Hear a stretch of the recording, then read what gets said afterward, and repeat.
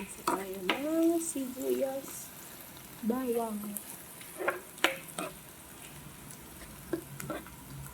Dito ako nagluto sa labas at naubusan kami ng gasol. Then, tsaka natin ilagay yung ating atay na prinito.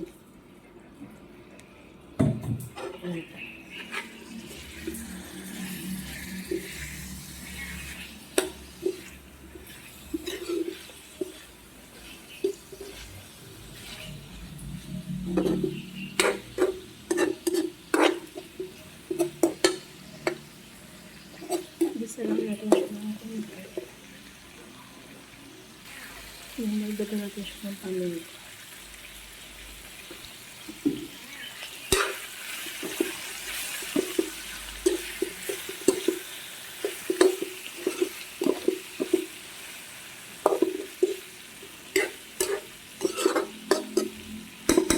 Kanta ka lang din Ate Carly.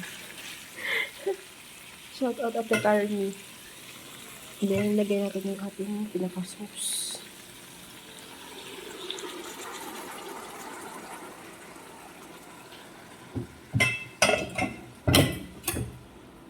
Yung pakuluin lang natin siya. Bago natin ilagay yung ating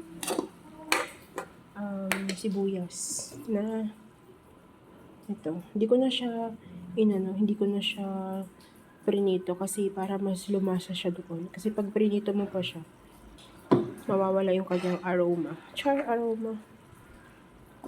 Takpan muna natin siya.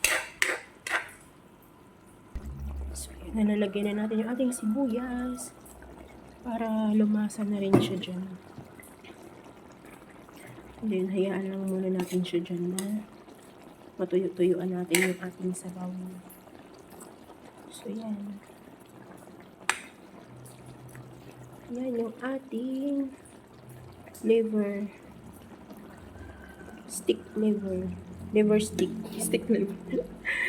So, ayan. Hintayin muna natin siya dyan na matuyo-tuyuan yung sabaw para magmanti-mantika. Nagmamanti-mantika na rin siya. So, ayan. Nagmamantika na siya. Paalihin pa natin siya ng konti. So, ayan na guys. Napatay na natin ang ating apoy. I-off na natin yung ating apoy. At ito na siya para naman may kunting sabaw siya. Nagmamantika na siya. Ayan, ito na yung ating liver stick. Ayan, pork liver stick. Ayan, kain na kayo.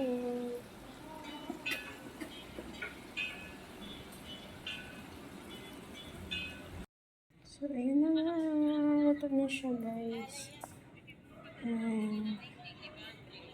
Shout out tita. Yaw-yaw ka lang sa premium tita. Ayan, ito na siya, guys.